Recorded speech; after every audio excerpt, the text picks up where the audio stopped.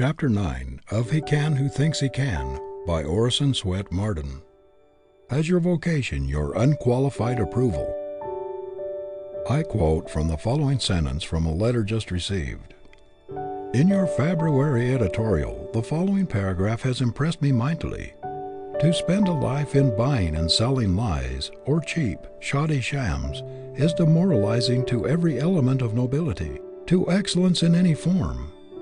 Now I happen to be in the sham business and hate it so heartily that I want to get out of it as soon as I can do so with justice to others' interests. This young man, who gets more than $10,000 a year in salary, says that he is expected to trade upon the credulity of the poorer classes who can ill afford to be preyed upon. And he continues, while I need the money, I cannot enjoy this kind of work, nor can I write with conviction or ambition on projects which I naturally know to be fakes. Besides, I am afraid of the very thing pointed out in your editorial, namely growing down to the work. I hate hypocrisy worse than any other thing, and I cannot do my best work in any business based on such a foundation. I do not want to remain in an occupation which pays its highest salaries to the most skillful fakers.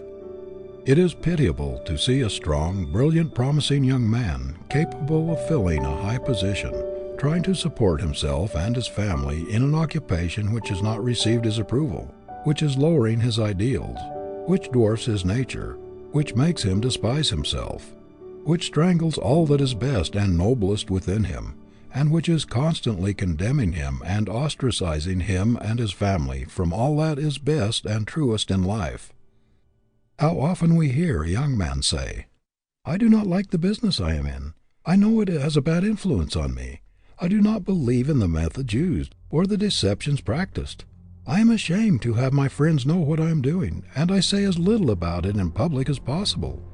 I know I ought to change, but it is the only business I understand in which I can earn as much money as I need to keep up appearances, for I have been getting a good salary, and I have contracted expensive habits of living, and I have not the force of character to risk a change. Do not deceive yourself with the idea that somebody has got to do this questionable work, and that it might as well be you. Let other people do it, if they will. There is something better for you. The Creator has given you a guarantee, written in your blood and brain cells, that if you keep yourself clean and do that which He has indicated in your very constitution, you will be a man, will succeed, and will belong to the order of true nobility. But if you do not heed that edict, you will fail. You may get a large salary, but this alone is not success.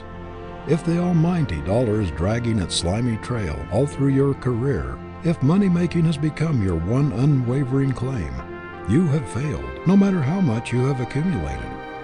If your money smells of the blood of the innocent, if there is a dirty dollar in it, if there is a taint of avarice in it, if envy and greed have helped in its accumulation, if there is a sacrifice of the rights and comforts of others in it, if there is a stain of dishonor on your stocks and bonds, or if a smirched character looms up in your pile, do not boast of your success, for you have failed. Making money by dirty work is bad business, gild it how we will.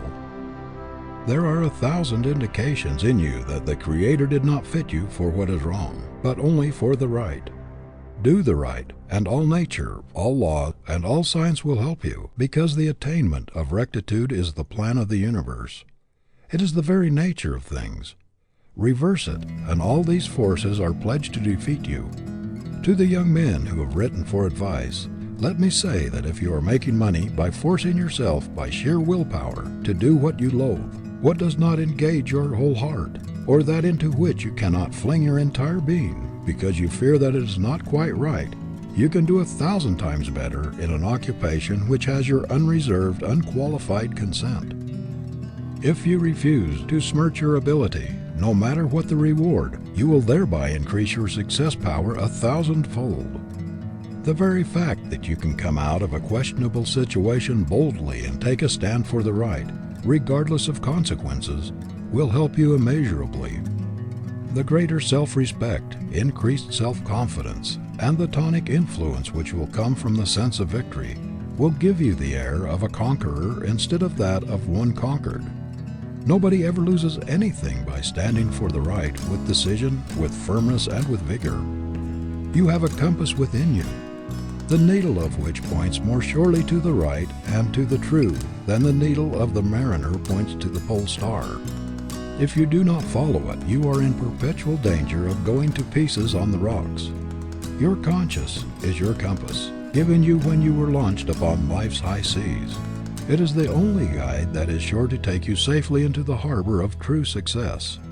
What if a mariner should refuse to steer by the pointing of his compass, declaring it to be all nonsense, that the needle should always point north, and should pull it around so that it would point in some other direction, fasten it there, and then sail by it? He would never reach the port in safety. It takes only a little influence, just a little force, to pull the needle away from its natural pointing. Your conscious compass must not be influenced by greed or expediency. You must not trammel it. You must leave it free. The man who tampers with the needle of his conscience, who pulls it away from its natural love, and who tries to convince himself that there are other standards of right, other stars as reliable as the pole star of his character, and proposes to follow them in some questionable business, is a deluded fool who invites disaster. Every little while I meet young men who dislike to tell me what their vocation is. They seem ashamed of what they're doing.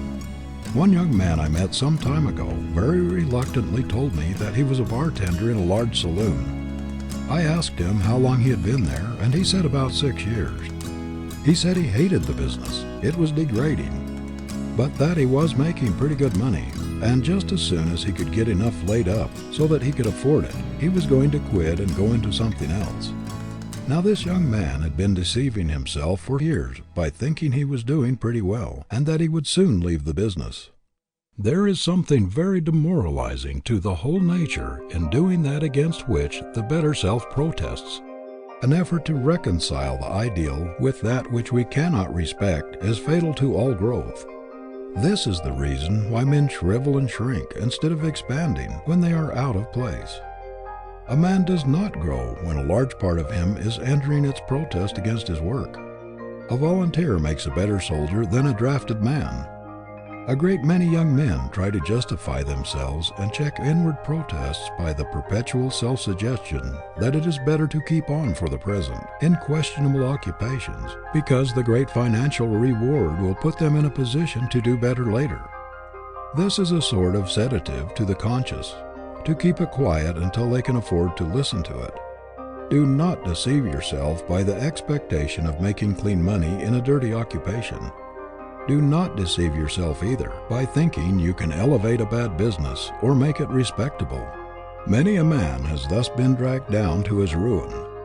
Some occupations are so demoralizing, brutalizing, and hardening that even a Lincoln could not make them respectable. If what you are doing is wrong, stop it. You have nothing to do with it. If you are in doubt, or if you suspect that you are warping your conscience, give yourself the benefit of the doubt. Take no chances with it.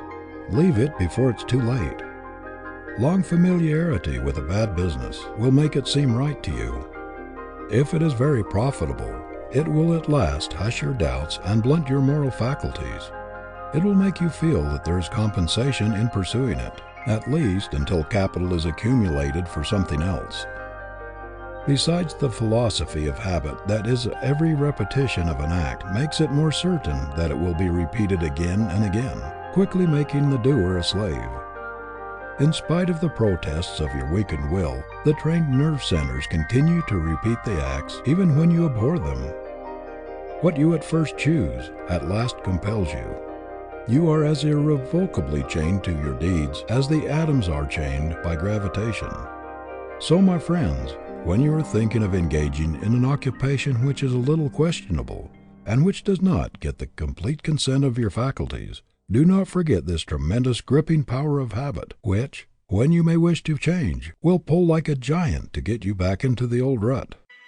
You have no right to choose an occupation which calls into play your inferior qualities, the lying, cunning, overreaching, scheming, long-headed, underhand qualities, those which covet and grasp and snatch, and never give, while all that is noblest in you shrivels and dies.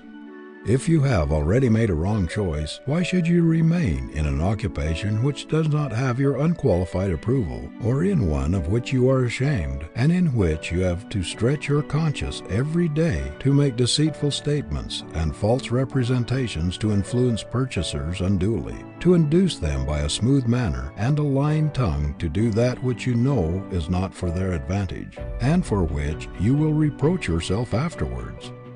Why should you desecrate your manhood and pervert your ability in a contemptible occupation, when there are so many clean, respectable vocations which are searching for your ability and hunting for your talent? You say that it is hard for you to change. Of course it is hard to jog along in humdrum toil for the sake of being honest when acquaintances all around are getting rich by leaps and bounds. Of course it takes courage to refuse to bend the knee to questionable methods, lies, schemes, and fraud when they are so generally used. Of course it takes courage to tell the exact truth when a little deception or a little departure from the right would bring great temporary gain. Of course it takes courage to refuse to be bribed when it could be covered up by a little specious mystification. Of course it takes courage to stand erect when by bowing and scraping to people with a pole you can get inside information which will make you win what you know others must lose. Of course it takes courage to determine never to put into your pocket a dirty dollar, a lying, deceitful dollar, a dollar that drips with human sorrow, or a dollar that has made some poor gullible wretch poorer, or has defeated another's cherished plans, or robbed him of ambition or education. But this is what character is for. This is what manhood means. This is what backbone and stamina were given us for, to stand for the right and oppose the wrong, no matter what the results. Wear threadbare clothes if necessary. Live on one meal a day in a house with bare floors and bare walls if you must. But under no circumstances ever consent to prostitute your manhood or to turn your ability to do an unclean thing. Dig trenches, carry hod, work as a section hand on a railroad, shovel coal, anything rather than sacrifice your self-respect, blunt your sense of right and wrong, and shut yourself off forever from the true joy of living and the approbation which comes only from the consciousness of doing your level best to reach the highest that is possible to you. Do not choose that occupation which has the most money in it, the greatest promise of material reward, notoriety or fame even, but choose that which will call out the man in you, and which will develop your greatest strength and symmetry of manhood, personal nobility. Manhood is greater than wealth and grander than fame. Personal nobility is greater than any calling or any reward that it can bring. End of chapter 9.